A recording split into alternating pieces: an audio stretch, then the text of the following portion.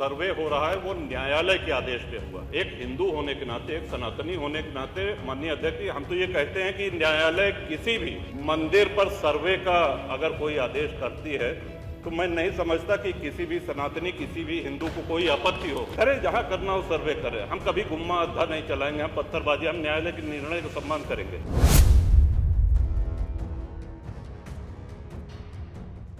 संभल के विषय में ही चर्चा नहीं है। मैं हम अपना चर्चा नहीं है। राजा भैया भी कोई चर्चा स्वीकार नहीं कर रहे हैं मानव कि चर्चा कराई जाए या ना कराई जाए। ऐसे तथ्य जो ना आए हो कुछ बताना चाहते जी, 5 मिनट 5 मिनट नहीं 2 मिनट। कुछ तथ्य जो इस सदन में रखे गए, इसके बाद आपको उनको भी सूचना दी है तो श्रीमान वो आपत्तिजनक है। कुछ बिंदु मैंने भी नोटिस है। इस सदन की कार्रवाई लाइव देखी जाती है, रिकॉर्ड रहता है। माननीय नवाब साहब हमारे बहुत अच्छे मित्र हैं, साथ में मंत्रिमंडल में भी रहे। पहली बात तो ये स्पष्ट हो जानी चाहिए कि जो सर्वे हो रहा है वो न्यायालय के आदेश पे हुआ है। और जितने लोग बोले हैं, इन्होंने पत्थरबाजी का कोई जिक्र, कोई चर्चा नहीं की। अब हम एक चीज तो ये भी जानना चाहेंगे कि क्या पत्थरबाजी करने से न्यायालय का आदेश बदल जाता है? अगर न्यायालय ने किसी सर्वे का आदेश दिया तो उस आदेश को पलटने के लिए क्या तरीका है? उससे बड़ी अदालत में जाएं कि सड़क पे खड़े होकर के पत्थर प्रशासन के ऊपर और पुलिस के ऊपर चला जाए। आज तक कभी प्रशासन का निर्णय, न्यायालय का निर्णय इससे बदला हो तो? दूसरा श्रीमान, पुलिस और प्रशासन के लोग जो घायल हुए हैं उनके प्रति किसी ने कोई पीड़ा, कोई चिंता व्यक्त नहीं करी। बहुत गंभीर मामला है ये। ठीक उसी तरह है जैसे बहराइच में 22 साल का एक नौजवान राम गोपाल मिश्र, 4 महीने पहले शादी हुई थी, उसकी हत्या कर दी गई। इतनी निर्मम हत्या करी गई, इतनी गोलियां शरीर में मारी गई, हाथ के नाखून भी निकाल लिए गए। अपराध क्या था कि उसने अपने धर्म का एक झंडा लगा दिया।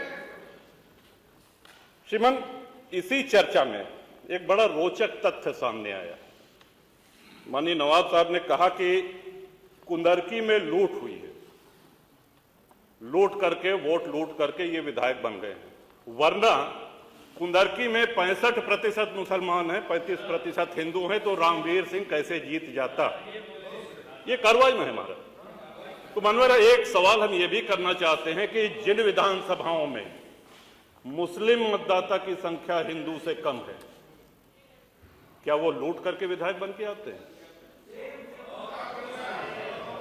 या क्या हिंदू बाहुल्य जो विधानसभाएं हैं वो मुसलमान को वोट नहीं देती?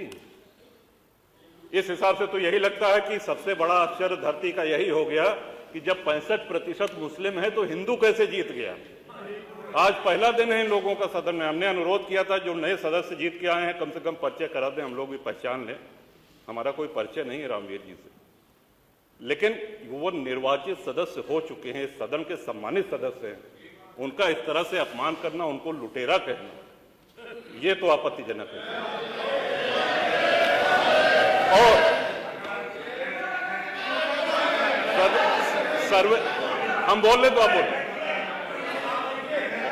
बोले।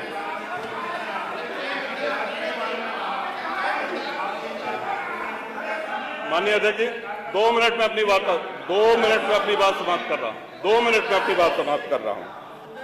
हम लोगों ने भी बड़े धैर्य से सुना। तो इस सदन का एक क्राइटेरिया, एक मापदंड क्या ये तय मान लिया जाए कि जहां हिंदू अधिक है वहां हिंदू विधायक को ही जीतना चाहिए, मुस्लिम विधायक सिर्फ वहीं से जीतना चाहिए जहां मुस्लिम की आबादी 50% से अधिक है? अगर ऐसा नहीं हुआ तो ये मान लिया जाए कि वोटों की लूट हो रही है, या विधायक लुटेरा बन के वोट को लूट करके जीत करके आया है, बेईमानी से आया है।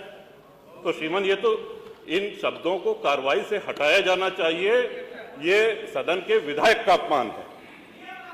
और एक बात और कही गई कि सर्वे शांतिपूर्ण चल रहा था। एक हिंदू होने के नाते, एक सनातनी होने के नाते माननीय अध्यक्ष जी, हम तो ये कहते हैं कि न्यायालय किसी भी मंदिर पर सर्वे का अगर कोई आदेश करती है तो मैं नहीं समझता कि किसी भी सनातनी, किसी भी हिंदू को कोई आपत्ति होगी। हमने किसी के धर्मस्थल तोड़ के अपने धर्मस्थल नहीं बनाए। करें, जहां करना हो सर्वे करें। हम कभी गुम्मा अद्धा नहीं चलाएंगे, हम पत्थरबाजी, हम न्यायालय के निर्णय का सम्मान करेंगे। तो शासन का काम, प्रशासन का काम तो न्यायालय के निर्णय को लागू कराना होता है। इसलिए माननीय अध्यक्ष जी, इस पे चर्चा कराई जाए।